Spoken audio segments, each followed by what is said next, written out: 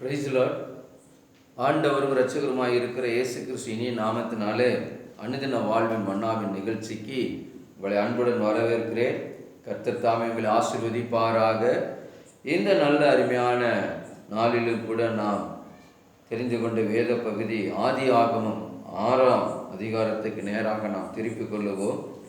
அதில் 5, 6, 7, 9 வரைக்கும் நாம் வாசிப்போம். கர்த்தர் ஆசீர்வதிப்பாராக. மனுஷனுடைய அக்கிரமம் பூமியிலே பெருகினது என்றும் அவன் இருதயத்தின் நினைவுகளின் தோற்றமெல்லாம் நித்தமும் பொல்லாததே என்றும் கர்த்தர் கண்டு தாம் பூமியிலே மனுஷனை உண்டாக்குறதற்காக கர்த்தர் மனஸ்தாபப்பட்டார். அது அவர் இருதயத்துக்கு விசனமாய் இருந்தது. அப்பொழுது கர்த்தர், நான் சிருஷ்டித்த மனுஷனை பூமியின் மேல் வைக்காமல் மனுஷன் முதற்கொண்டு மிருகங்கள், ஊரும் பிராணிகள், ஆகாயத்து பறவைகள் பரியந்தமும் உண்டாயிருக்கிறவர்களை நிக்கிரகம் பண்ணுவேன். நான் அவைகளை உண்டாக்கினது எனக்கு மனஸ்தாபமாயிருக்கிறது என்றார். 8வது வசனம், நோவாவுக்கோ கர்த்தருடைய கண்களிலே கிருபை கிடைத்தது. நோவாவின் வம்ச வரலாறு. நோவா தன் காலத்தில் இருந்தவர்களுக்குள்ளே நீதிமானும் உத்தமனுமாய் இருந்தான். நோவா தேவனோடு சஞ்சரித்து கொண்டு இருந்தான் என்று சொல்லி இந்த வேத பகுதியில் நாம் பார்க்குறோம். எனக்கு அருமையான தேவ ஜனமே, நோவா தேவனோடு சஞ்சரித்து கொண்டிருந்த ஒரு மனிதனாக பார்க்கிறோம். ஆமென், அல்லேலூயா. அவன் தான் வாழ்ந்த நாட்களில் இருந்த மனுஷர்களுக்குள்ளே அவன் நீதிமானும் உத்தமனுமாய் இருந்தான். எப்படி அவன் நீதிமானும் உத்தமனுமாய் இருக்க முடியும் என்கிறதை பார்ப்போமானால், நோவா எப்படி தேவனோடு சஞ்சரித்து கொண்டிருந்தானோ அதை போல அவனுடைய கூட்டன், அதாவது ஏனோக்கு தேவனோடு கூட சஞ்சரிக்கிற ஒரு மனிதனாக இருந்தார் என்று சொல்லி பார்க்கிறோம்.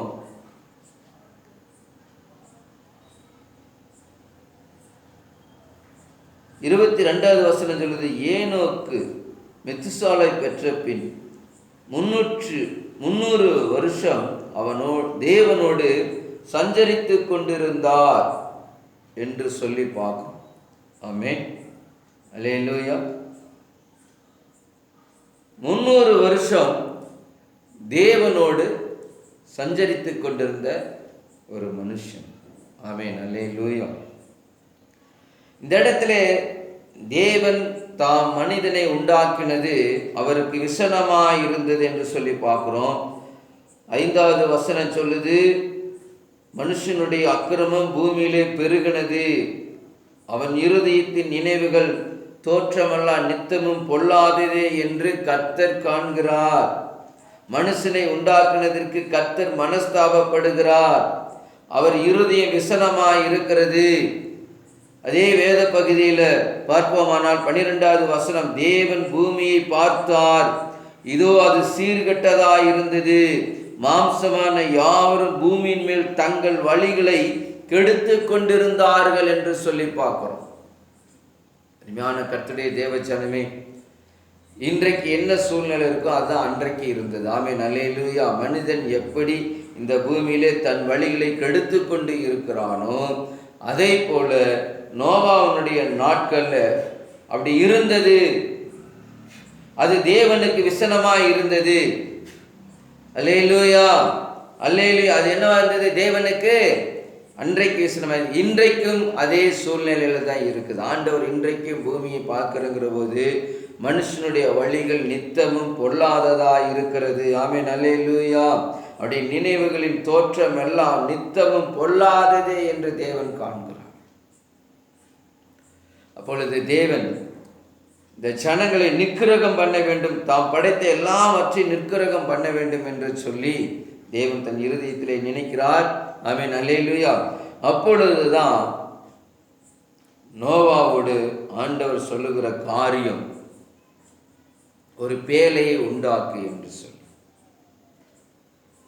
அப்பொழுதுதான் சபையை உண்டாக்குகிறான். ஆமென், அல்லேலூயா, பிரைஸ் தி லார்ட். இந்த சபை ஒரு பேழை உருவாவதற்கு முன்னாடி அவங்க குடும்பம் எல்லாமே இந்த செய்தியை ஜனங்களுக்கு சொல்லி கொண்டிருக்கிறாங்க. நோவா தேவனோடு சஞ்சரித்து கொண்டிருக்கிறங்கிற போது, மெத்துசலா பிறந்த போது, அவன் மரிக்கிற போது இந்த ஜலப்பிரயாண சம்பவம் நடக்கும் என்று சொல்லி, மெத்துசலா என்பதற்கு அப்பொழுது அது நடக்கும் என்று சொல்லி. ஆமென், அல்லேலூயா, அல்லேலூயா. மெத்துசலா மரிக்கிற போது அந்த ஜலப்பிரயாணம் உண்டாகும். அப்போ மெத்துசலா, லாமாக்கு, நோவா, ஆமென், இவர்கள் எல்லாமே அதனால் வரைக்கும் ஜனங்களுக்கு சுவிசேஷத்தை சொல்லிக் கொண்டிருக்கிறாங்க. சுவிசேஷத்தை கேட்ட ஒருவர் கூட மனம் திரும்பவில்லை. ஆனா ஏனோக்கினுடைய சந்ததி, அதனால நோவாவை குறித்து சொல்லப்படுது, அவன் நீதிமானும் உத்தமனுமாயிருந்தான். ஏனென்றால் ஏனோக்கோடு தேவன் சஞ்சரித்து கொன்ற போது அந்த வார்த்தைகளை எல்லாம் சொல்லியிருப்பாங்க. அதனால மெத்துசலா அந்த காரியத்தை அறிஞ்சிருப்பாங்க, லாமாக்கு அந்த காரியத்தை அறிஞ்சிருப்பாங்க. மெத்துசலாவும் லாமாக்கும் தன்னுடைய பேரனும் மகனும் ஆகிய நோவாவுக்கு இந்த காரியத்தை அறிவித்திருப்பார்கள். அதனால எல்லா குடும்பமாய் சேர்ந்து சுவிசேஷ ஊழியத்தை சொல்லி கொண்டிருக்கிறார். நோவா சொன்னது யாரும் கேட்டிருக்க மாட்டாங்க. ஜலப்பிரயாணம் வருவதற்கு 5 வருஷத்துக்கு முன்னாடி தான் அவனுடைய தகப்பன் லாமாக்கு மரிக்கிறான். அவனுடைய வயது பார்த்தீங்க அப்படின்னா, அவன் உயிரோடு இருந்த நாட்கள் 595 வருஷம் என்று சொல்லிப்பான்.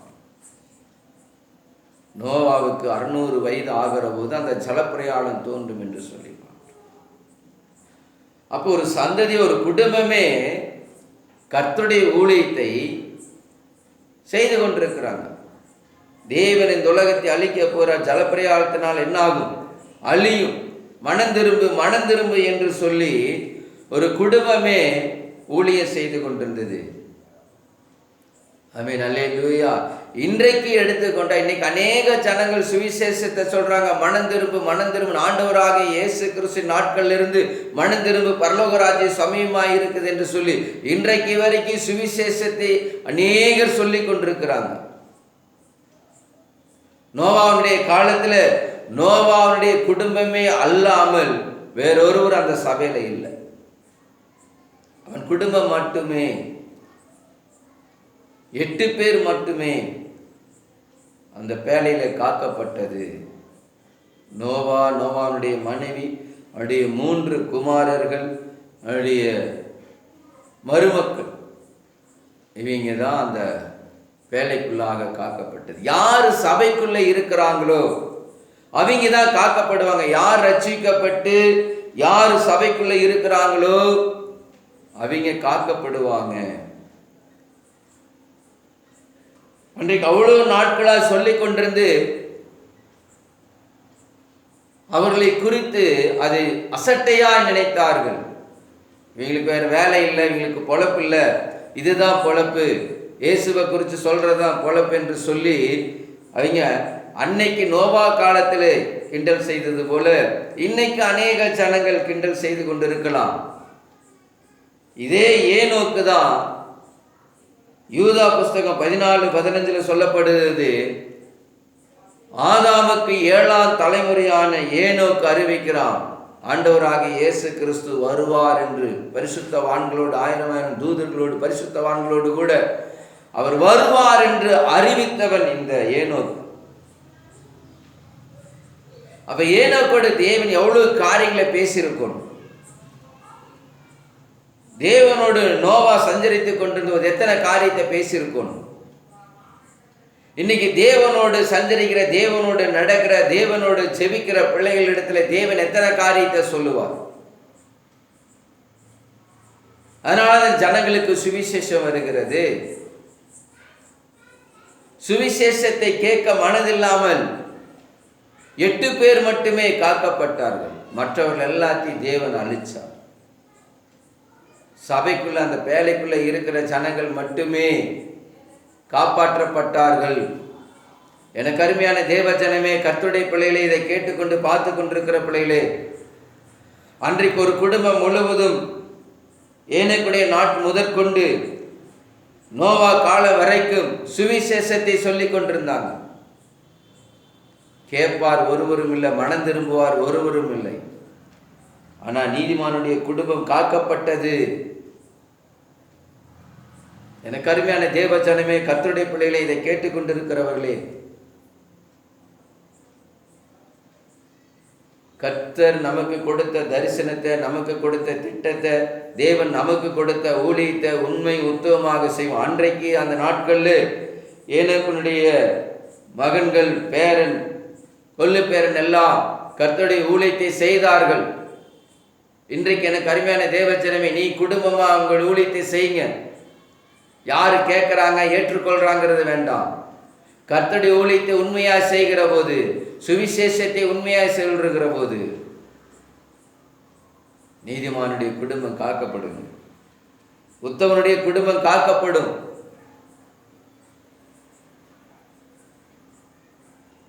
சபையே, கர்த்தர் உனக்கு கொடுத்த ஊழியத்தை நிறைவேற்றுங்க.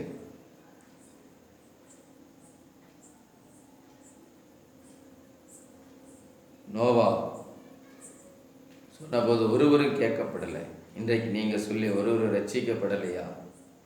உங்கள் குடும்பம் ரட்சிக்கப்படட்டும், உங்கள் குடும்பம் காக்கப்படட்டும். உங்கள் குடும்பத்தை தெய்வ பயத்தோடு கூட நடத்துங்க. சபைக்குள்ளே இருக்கட்டும், உங்கள் குடும்பம் பாதுகாப்பாயிரும். இந்த வார்த்தையிலே கேட்ட அருமையான தேவச்சனமே, கர்த்தர் உங்களை அளவில்லாமல் ஆசீர்வதிப்பாராக. கர்த்தர் தாமே இந்த வேத வார்த்தைகளை கொண்டு உங்களை ஆசீர்வதிப்பாராக. தேங்க்யூ. God bless you. கர்த்தர் தாமே உங்களை ஆசீர்வதிப்பாராக.